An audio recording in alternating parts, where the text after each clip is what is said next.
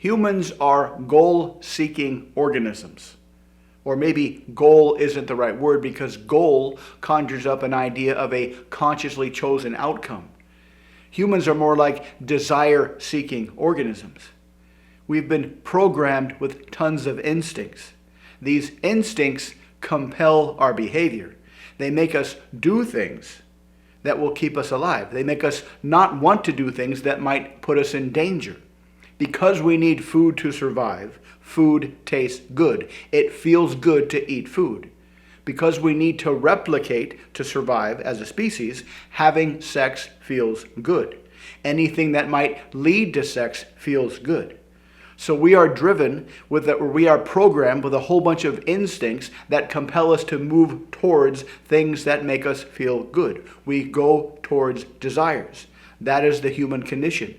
We all have unlimited desires.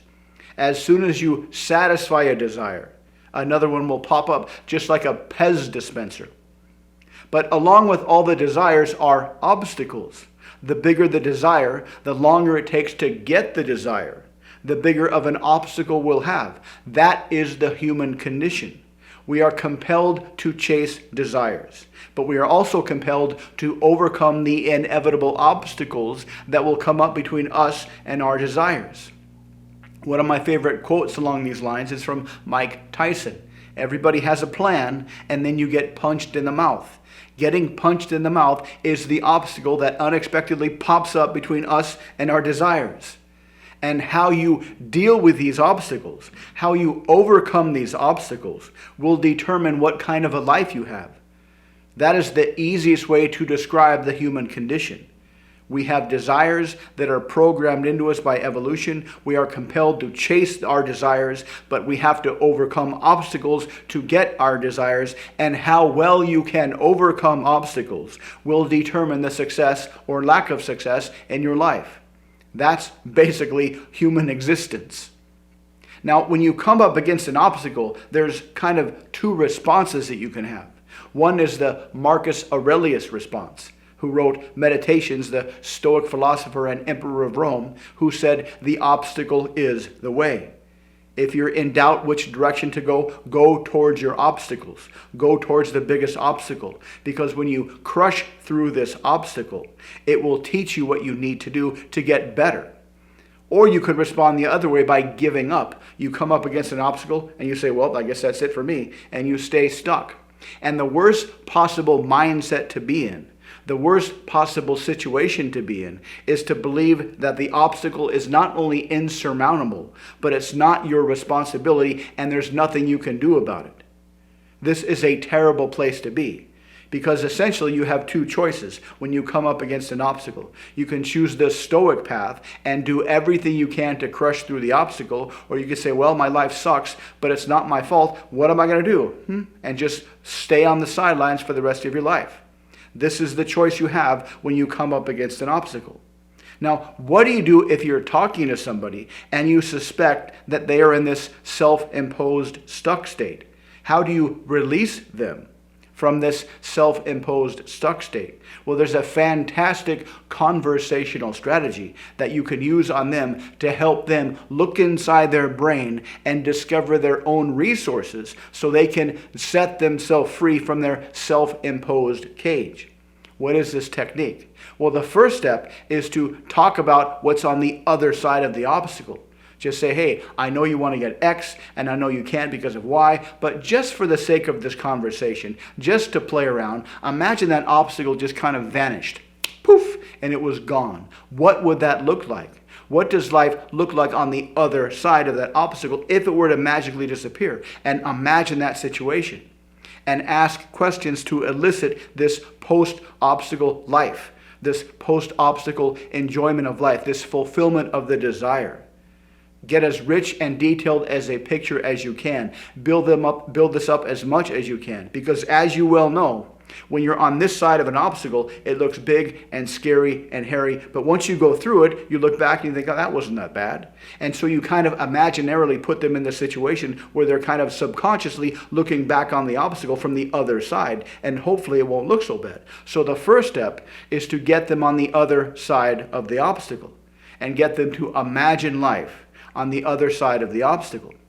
Then you say, have you ever overcome obstacles before? And they'll certainly say yes, because simply because they're alive, they will have achieved numerous hundreds, thousands of desires, which means they've overcome tons of obstacles, and elicit their obstacle crushing strategy. So the last time you overcame an obstacle, how did you do that? How did you know before you were going to do that it was going to be successful? And elicit their pre-obstacle crushing strategy and how they knew it was going to work. Now you're eliciting two very powerful mind frames that exist on either side of this allegedly insurmountable obstacle.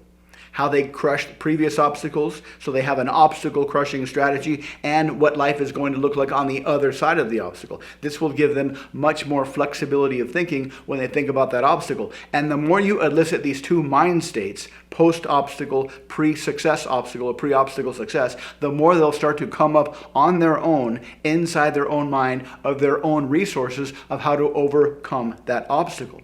And they will figure out on their own how to release themselves from their cage, from their trap, which they should, because they're the ones that put themselves in that cage. They have the key. They're the only ones that can set themselves free. And you have the linguistic tools to help them do that.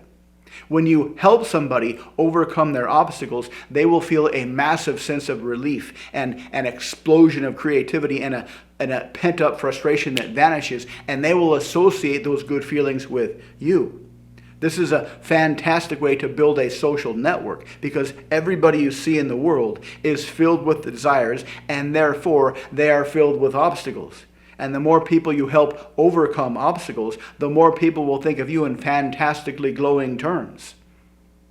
Because you've overcome your own obstacles, you already know how to do this process. This linguistic process is something that you are already intuitively familiar with. When you think about this, when you think about how you can help people overcome obstacles, you can naturally remember what it was like for yourself to overcome your own obstacles. And the more you do this, the easier this becomes. The more you help others overcome obstacles, the more you'll start to naturally overcome your own obstacles more efficiently and more subconsciously, which means you'll have a much easier time approaching your desires, achieving your desires.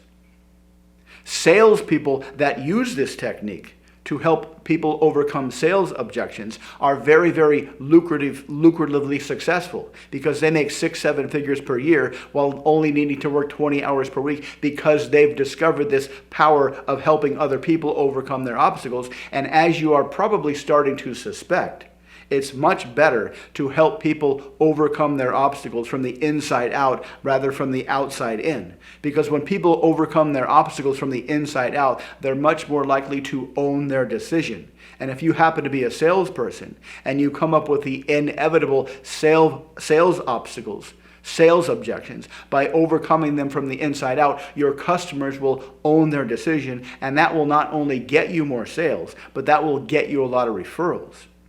Just think back to the most recent success you've had. Think about the obstacle that you had to overcome to get that. That will remind you of how fantastic of a process this is. Once you truly begin to realize how incredibly elegant and powerful this linguistic pattern is, you'll start to appreciate your own linguistic flexibility and how you can help everybody around you, because everybody you see every single day is filled with desires and therefore filled with obstacles, giving you a massive opportunity to help them set themselves free and feel fantastic subconsciously and associate that with you. This is what the path forward looks like if you choose to use this technique, if you choose to remember this technique, to elicit conversationally what people want and be on the lookout for any expressions of stuck states, of being stuck on the sidelines and have given up because there's nothing they can do. That is a fantastic opportunity to set people free and make them feel fantastic because of you. Let me know if you have any questions in the comments. Thank you very much for watching. If you'd like to learn more about how to improve your conversational skills, check out the links below. Thank you very much for watching. Please like and subscribe, and I'll see you next time.